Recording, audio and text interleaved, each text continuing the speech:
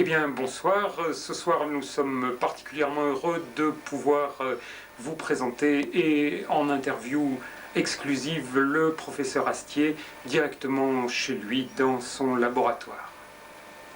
Nous avions donné quelques échos il y a 2 ans du pathétique appel de Claudette et la première question qui vient aux lèvres, c'est pourquoi un si long silence? Bien, la question est bonne. Pourquoi un si long, un si profond, un si épais silence? C'est que je dois vous dire que après notre pathétique appel qui remonte déjà à 2 ans, nous nous sommes heurtés à un mur de béton, à un mur de silence de la part des médias d'abord, ensuite l'hostilité déclarée de la faculté et des mandarins, le découragement, la fatigue, la dépression m'ont envahi et Claudette Astier, mon neveu, est devenu fou. Pendant ce temps, votre nièce, pendant ces 2 ans, Lulu, c'est bien ça? Mon neveu, Claudette Astier, dans une grande crise de délire maniaco-mystique, a disparu. J'ai traversé une très longue période de désespoir et puis j'ai voyagé et puis je suis revenu à Paris. Un soir, je passais vers l'école vétérinaire Maison Alfort et comme un 6e sens m'a appelé et à travers les barreaux d'un laboratoire, j'ai reconnu mon neveu, Lulu, sur une table d'opération d'abominable vivisecteur qui s'apprêtait à faire une expérience et elle m'a vu et elle m'a appelé tonton, tonton. Et dites-moi, professeur, est-ce que aujourd'hui vous avez une notion claire de quelle a pu être l'origine de cette maladie? Je dois dire, le sujet est délicat. Mais mon cher Émile, comme nous devons aborder dans cette émission médicale absolument tous les problèmes sans rien éviter, je dois dire que l'origine est sexuelle. Claudette, mon neveu, comme beaucoup d'entre nous, d'ailleurs à la campagne, a connu ses premiers émois, ses premières expériences avec des volailles, des canards, des oies, et malheureusement, pour elle, elle est tombée pour la première fois sur une poule malade. Elle en était, je dois le dire, elle en était follement éprise et à ce moment-là, je n'avais pas prêté attention à ces jeux innocents et je ne savais pas qu'elle était atteinte de la poulidiase. Saloperie. Mais dites-moi, professeur, pouvez-vous nous raconter quels ont été les premiers symptômes comment toute cette maladie a-t-elle pu apparaître? J'ai vu la bête immonde avec ses 2 yeux rouges et obscènes, révulsés et malades, comme 2 montbelles écrasées sur du fromage allégé, comme dans un cauchemar. La poulidiase me fixait de son regard stupide et cruel, horrible et insoutenable, vêtue d'un bermuda de chez Naf Naf. La poulidiase. Elle marchait vers moi, inexorable, agitant d'avant en arrière son bec cruel et malodorant. Elle voulait me crever les yeux. J'ai vu la poulidiase coupée.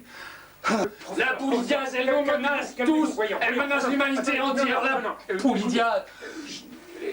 Il est important que vous nous racontiez maintenant où est-ce que vous en êtes de vos recherches, parce que j'imagine bien que vous n'avez pas laissé l'affaire dans l'état, et on m'a dit que vous aviez entamé une série de recherches justement pour sortir votre neveu de cette triste affaire. Ma nièce. Votre Lulu, c'est ça. Et ça a été un cobaye admirable. En laboratoire, avec des moyens de fortune, et mes connaissances paramédicales, j'ai cherché des nuits entières une formule qui arriverait finalement un jour à vaincre définitivement la poulidiase et à purger la terre de ce fléau abominable. Et c'est ainsi que je suis arrivé à élaborer l'élixir catégorique. Lui seul vaincra l'élixir catégorique. Professeur, mais dites-nous, Lulu, finalement, qu'est-elle devenue de... Lulu, je l'entends. Là, voilà. Tonton, j'ai faim. J'ai faim. C'est l'heure de son 4 heures.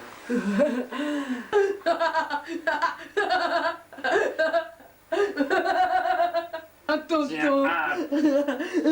Attends, Lucien, attends, l'élixir catégorique, ton élixir catégorique. C'est un Merci, tonton.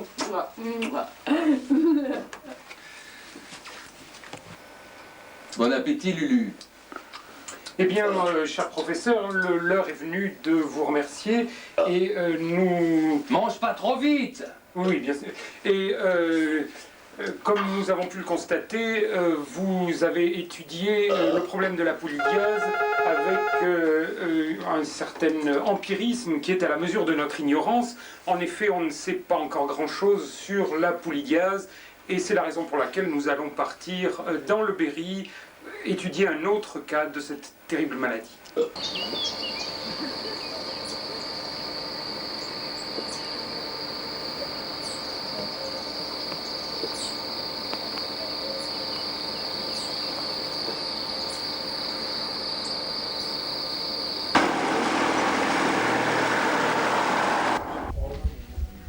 Nous sommes donc à Saint-Août, dans le Berry, près du château où George Sand a rédigé La Mare au diable. Quelques informateurs nous ont signalé un cas très intéressant d'épidémie poulidiasmique chez Monsieur Berge. Nos enquêteurs sont sur la route, ils vont bientôt le rencontrer.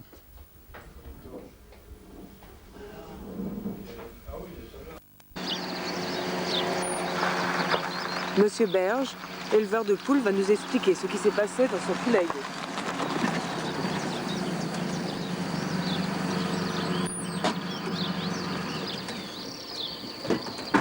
Car la poule est à l'origine de cette terrible maladie, la poulidiase.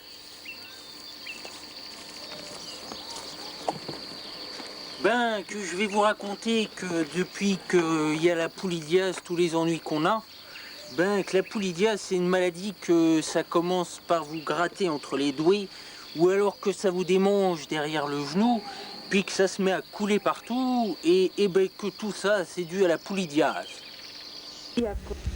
Voici Jérôme, le fils de Monsieur Berge, qui ne peut pas être soigné. Effectivement, il n'y a aucun médecin sur place pour pouvoir connaître cette maladie étrange.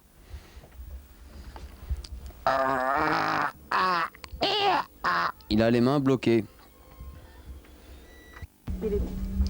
Les pouvoirs publics restent absolument muets face à cette terrible maladie. Il faut dire que les intérêts en jeu sont considérables. La caste financière et politique, on parle même de la CIA, aurait des intérêts dans la propagation de la maladie. Je vous propose d'observer la vie sociale de l'animal. Cette bête peut devenir féroce. Elle développe une agressivité naturelle très dangereuse. Et on a eu des cas de poules redevenues sauvages qui ont attaqué des enfants en leur crevant les yeux à l'aide de leur bec pointu et de leurs pattes.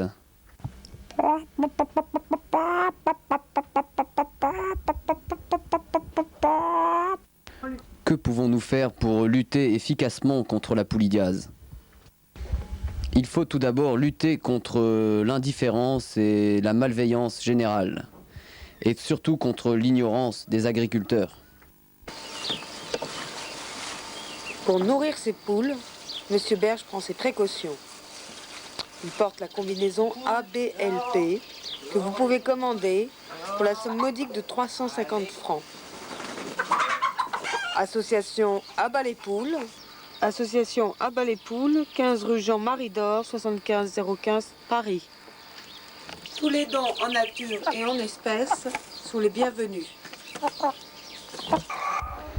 Pour en savoir plus, nous avons décidé d'aller interroger un grand spécialiste de la pourlidiase, le professeur Bolino.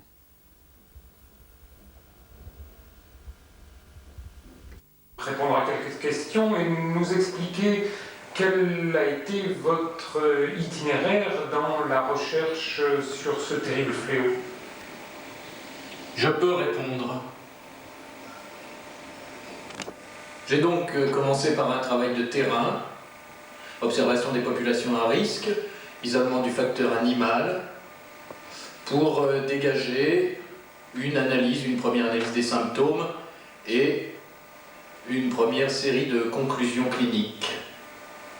Premièrement, le vecteur pathogène de la poulidiase, c'est la poule, et seulement la poule.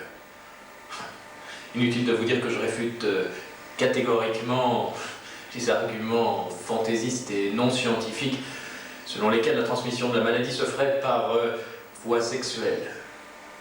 Deuxièmement, la poule malade, qu'elle soit barbue, cochin chinoise ou de Padoue, ne présente aucune différence décelable sur le plan métabolique avec la poule saine. Troisièmement, le seul traitement véritablement efficace de la poulidiase à notre degré de connaissance actuel, c'est l'intervention thérapeutique chirurgicale. Il faut être conscient du danger que représente cette maladie.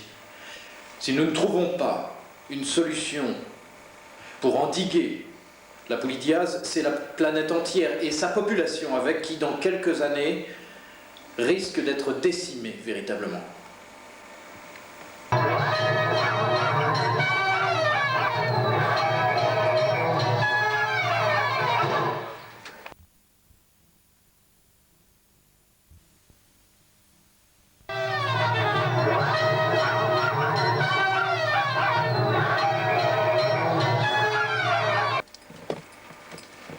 Une soirée tranquille dans l'ashram du professeur Astier.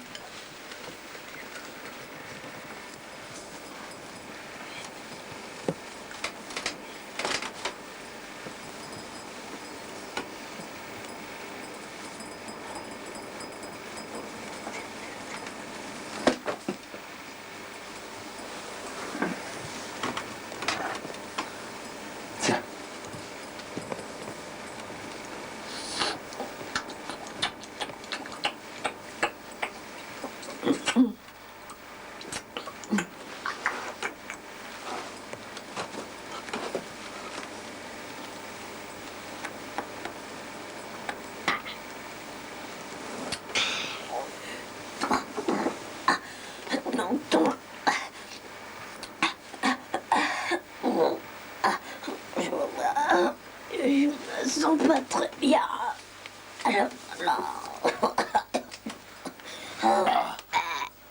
Non, je sens revenir la bête immonde, je revois. Je la revois avec ses yeux rouges et révulsés. Lucien! Non, vite! Allô? FR3, Berry! FR3, Berry, passez-moi! Émile Lefranc! C'est vous, oui, c'est une crise abominable, une poulidiase aiguë, je vois la bête immonde, elle gonfle, arrivez, Émile, FR3 Berry, Émile Lefranc,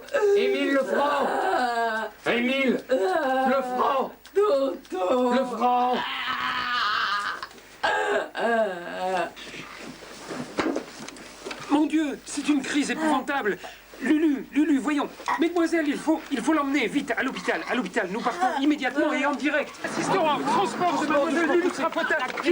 Parce que nous allons immédiatement à l'hôpital. Maintenant, tous ensemble, tout de suite, c'est une crise épouvantable et justement en direct, nous allons assister à la rencontre de madame Crapotta et du professeur Bolino que nous espérons rencontrer immédiatement.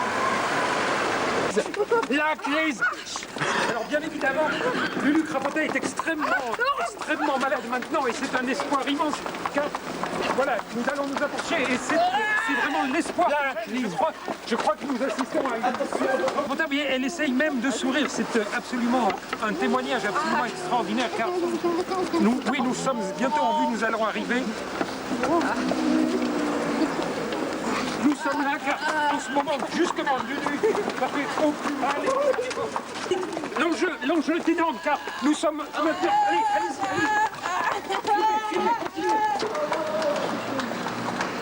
Maintenant, extraordinaire de cette hospitalisation car Lulu Crapota maintenant extrêmement malade et je pense que le professeur va devoir intervenir.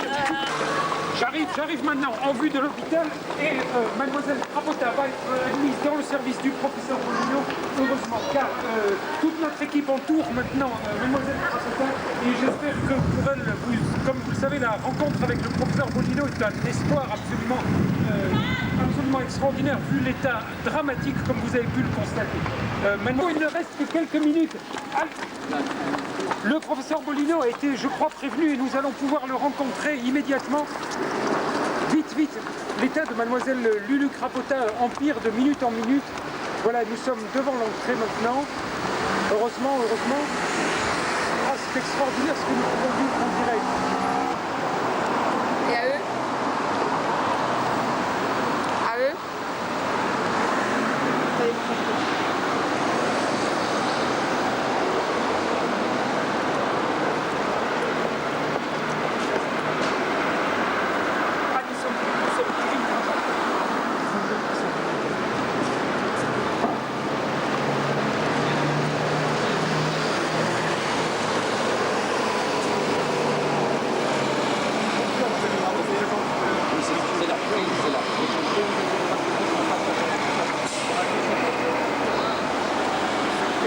En direct maintenant, la voilà qui rentre.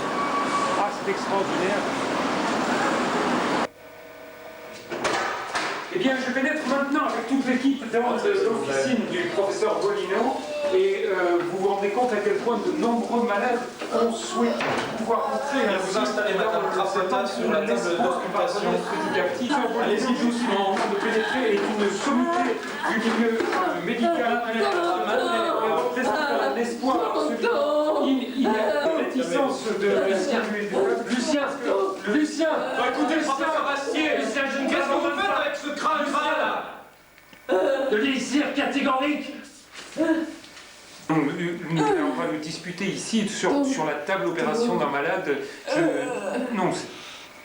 Bien. Oublions cet incident.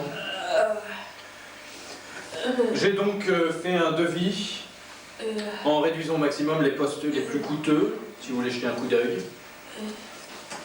Je crois en effet que tout le monde se demande si la famille de Lulu Crapota va pouvoir faire face à ce type de dépenses. Naturellement, reste à envisager le montant de mes honoraires. Vous comprendrez que pour une opération aussi délicate, qui comporte des risques de contamination pour moi et pour mon assistante éventuellement, je suis obligé de vous demander la somme de...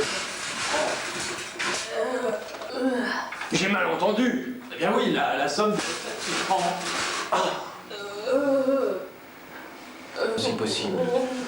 Bon, évidemment, on peut envisager un échéancier sur 6 mois de remboursement avec un apport minimum de capital. Et oui, malheureusement, nous avons bien entendu, il s'agit de trouver la somme de 1 000 francs et je crois que nous allons pouvoir intervenir dans ce sens-là et engager une action. Ah, pitié.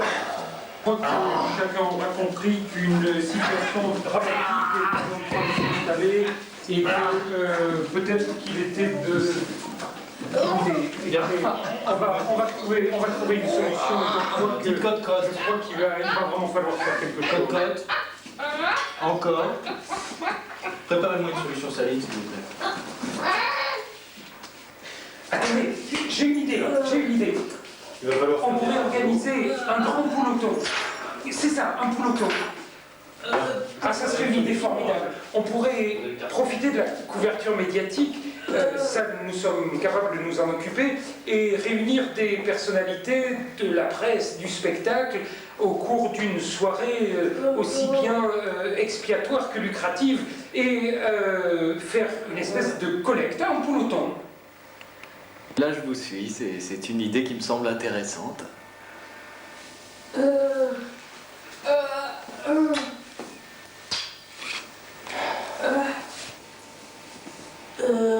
Eh bien, mes amis, c'est un grand moment d'émotion médiatique.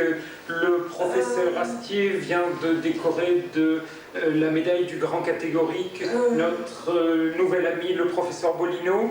Et d'après ce que j'ai pu savoir, il est question que l'opération se déroule en même temps que notre grand pouloton le vendredi 15 juin 90. Et à cette occasion-là, nous suivrons en duplex l'intervention chirurgicale du professeur pendant l'organisation de notre soirée pouloton.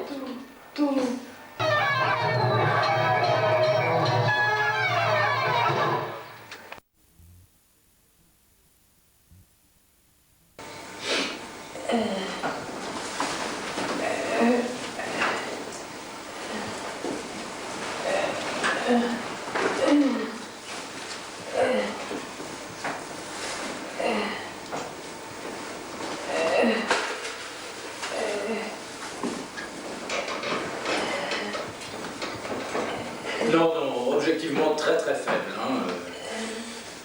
Si vous voulez, si on considère la mise de fonds initiale, apport en capitaux, investissement matériel, en main-d'œuvre, l'opération n'est pas vraiment rentable. Si vous voulez, c'est dû essentiellement au fait que la polydiastectomie, on est encore assez balbutiement. On en est encore à... Couchez là, s'il vous plaît. On en est encore à, comment dirais-je, un stade artisanal. Il faudrait envisager de développer la méthode. Pour l'instant, on tâtonne, si vous voulez. Alors, bon, pour couvrir les frais d'une opération aussi délicate, et pour dégager une marge bénéficiaire intéressante, il faudrait envisager une couverture médiatique au moins aussi importante que dans le cas du professeur Barnard et de ses greffes en série, un très très joli coup sur le plan financier. Bon, mais on n'en est pas encore là, c'est l'éternel problème de l'offre et de la demande. Ceci dit, vous pouvez la calmer s'il vous plaît. Ceci dit,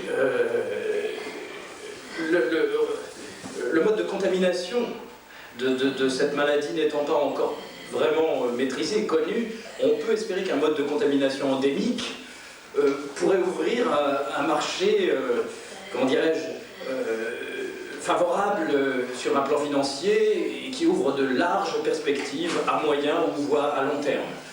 Mais enfin, de là à parler d'une polydiase aux œufs d'or, si j'ose dire, bon, je préfère rester prudent.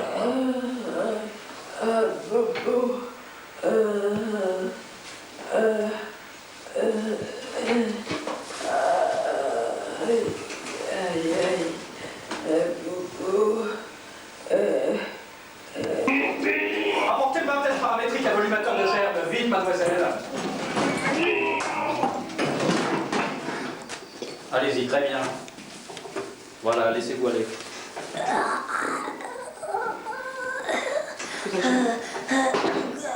Pareil, mademoiselle. Ça va? Bien, détendez-vous. Voilà, tout va bien. Ce que vous venez voir, c'est un bain test paramétrique. Il sert essentiellement à comptabiliser et à analyser chimiquement les gènes porteurs de la polydiase. Voilà, c'est moi qui l'ai élaboré avec un confrère, Gustave Bleuchten, il y a 2 ans à peu près.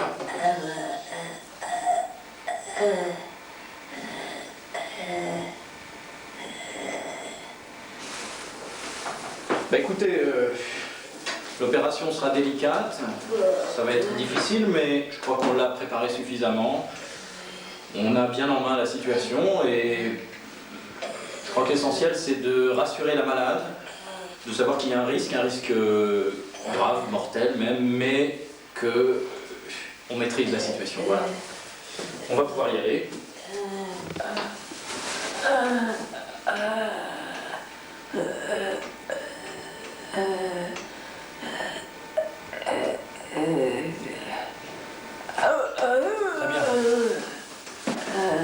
Très bien. La radio, s'il vous plaît.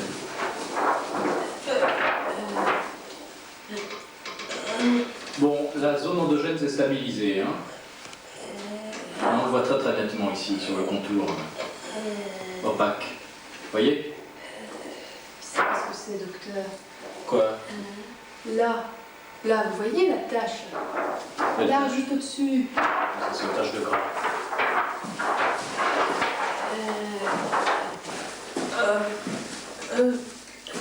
Bien, il faut savoir qu'un des symptômes fondamentaux de la polydiase, c'est, en tout cas un des symptômes qui se manifeste sur l'épiderme externe, c'est l'apparition de plumes.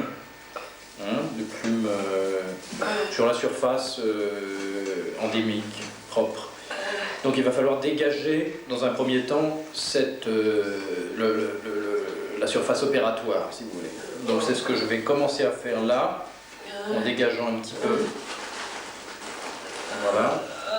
C'est parfaitement indolore, hein, rassurez-vous.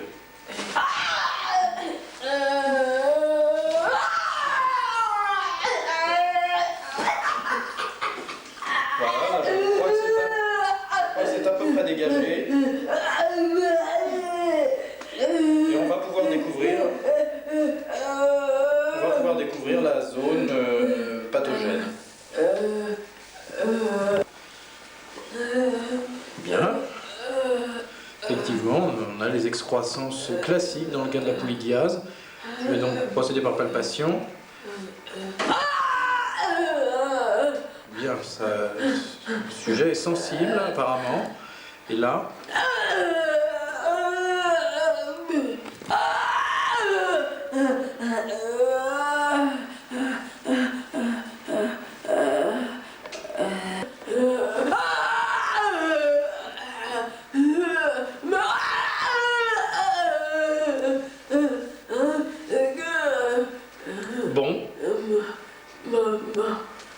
bon, le sujet a l'air sensible, particulièrement au niveau de ses kystes, au niveau du genou.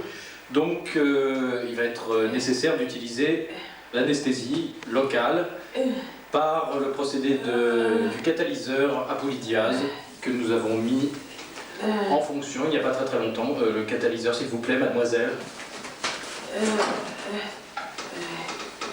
C'est tout vous demander. Ce catalyseur a l'intérêt de n'anesthésier que très localement les parties touchées par la maladie.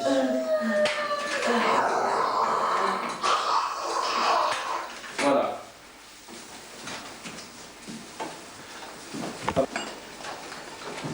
Voilà. Maintenant, il ne reste plus qu'à attendre les effets du catalyseur et de l'anesthésie locale.